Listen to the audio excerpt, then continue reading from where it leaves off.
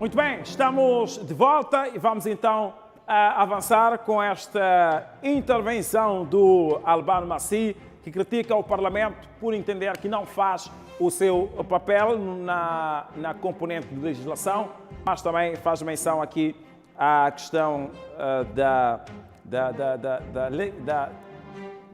judicialização da política, ou seja, os conflitos internos políticos estão a ser transformados em questões judiciais que acabam colocando em causa as instituições. Vamos ouvir, Albano Maci e voltamos para abrir as linhas e também refletirmos com os nossos telespectadores. A questão central que nós vamos compreender ou vamos ouvir ou vamos extrair deste ponto do Albano Maci é porque que nós temos várias normas que não são implementadas com alguma eficácia. Maci na tela. Quando é que pode surgir, então, esta legislação simbólica, que depois vai trazer o problema da judicialização da política? Primeiro, o legislador pode fazer uma legislação como compromisso ou uma forma de compromisso dilatório. Aqui ainda bem que está aqui o antigo presidente da Comissão ad hoc para a revisão da Constituição, porque vou dar alguns exemplos concretos desta questão, às vezes da questão da legislação álibi. Ora, quando surge como forma de compromisso dilatório, há um compromisso político entre os atores políticos na Assembleia de fazer uma legislação que no fim do dia não responde aos reais problemas ou não será capaz de produzir a consequência normativa desejada. Por quê? Devido à sua incapacidade real de aplicação. Mas a legislação cumpriu um compromisso dilatório político. É o caso, por exemplo, da legislação que foi aprovada sobre as urnas transparentes. Essa legislação foi aprovada em agosto. As eleições que a urna tinha que ter uma entrada para só um único voto. Mas os políticos sabiam que todas as urnas já tinham sido produzidas. A Assembleia sabia disso. Já tinham sido produzidas. E as eleições realizar-se-iam no dia 9 de outubro. A legislação foi publicada no final do mês de agosto. Era possível produzir urnas para as eleições de dia 9 de outubro. Isto é um exemplo concreto de uma forma de compromisso político dilatório. Sabiam que isso não é possível. E então, o que fizeram os outros atores políticos? Judicializaram essa questão política.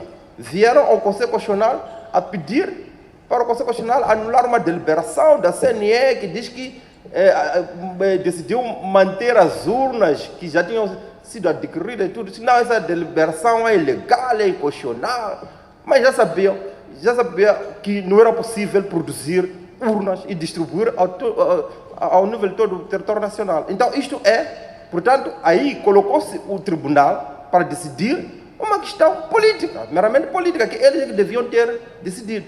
Então, é um exemplo do Parlamento não fazer a sua tarefa, a tal omissão, então passa para o judiciário. É uma politização, é judicialização da política. Outro exemplo, falou muito, Vossa Excelência, e muito bem, do valor jurídico e do seu contexto político do acórdão que declara nulidade as dívidas são ocultas ou também não declaradas.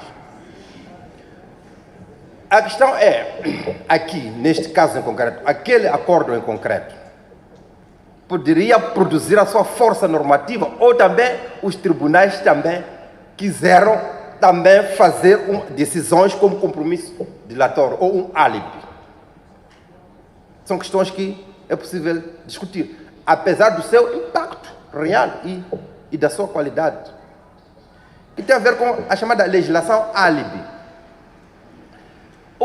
quando é que ocorre a legislação álibi?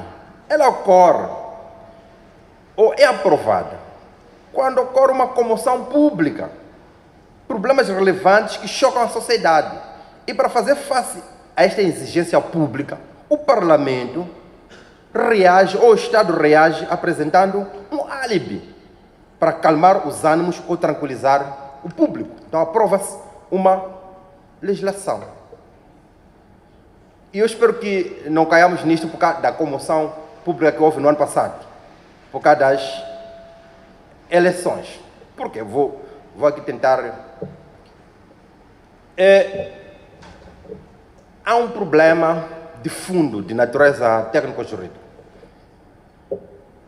Tem-se dito por aí que as manifestações foram violentas, ilegais. Aí está-se a colocar álibi na manifestação. Uma manifestação é uma figura jurídico-constitucional conquistada ao longo dos tempos pelo povo.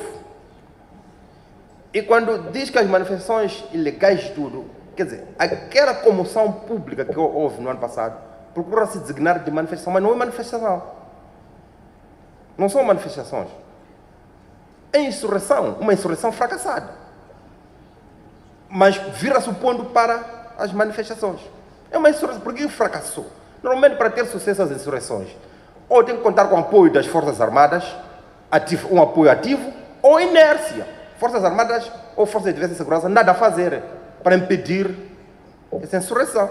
Então, essas duas situações simplesmente não ocorreram, porque se tivessem ocorrido, teria se concretizado a insurreição. E o que teria acontecido com os insurrectos, se tivessem vencido? A primeira norma que iriam aprovar seria a norma que lhes legitimava, como os detentores do poder. Aconteceu, por exemplo, em 75, quando a Revolução venceu. A primeira norma que aprovou é a Constituição de 75, que legitima, quer dizer, que transforma os homens do Movimento de Libertação Nacional em homens do Estado. Então, o que fariam era uma norma de legitimação desta comoção pública, e não necessariamente a manifestação.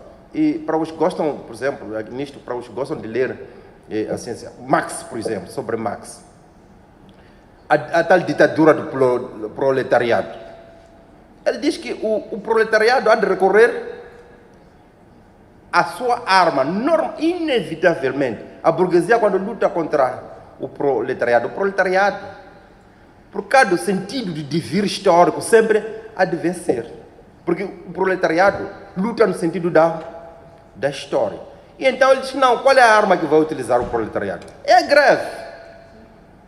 E que vai começar por pequenas empresas. Por quê? Porque a sociedade ter-se pauperizado. Então a greve vai ser a arma de luta contra os monopolistas. E, portanto, através da greve, o povo vai tomar o poder. Só para chamar a atenção que, mesmo nos discursos que tivemos no ano passado, em nenhum momento, quem convocava as manifestações falou de manifestação, falou de greve. Eu recordo-me, estava a assistir à televisão,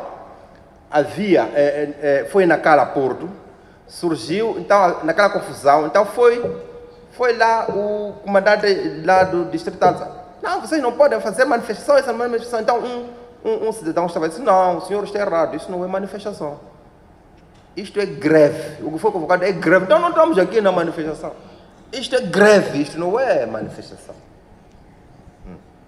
Então era um processo de luta, e, portanto é uma figura insurrecional. Nós tivemos uma insurreição fracassada.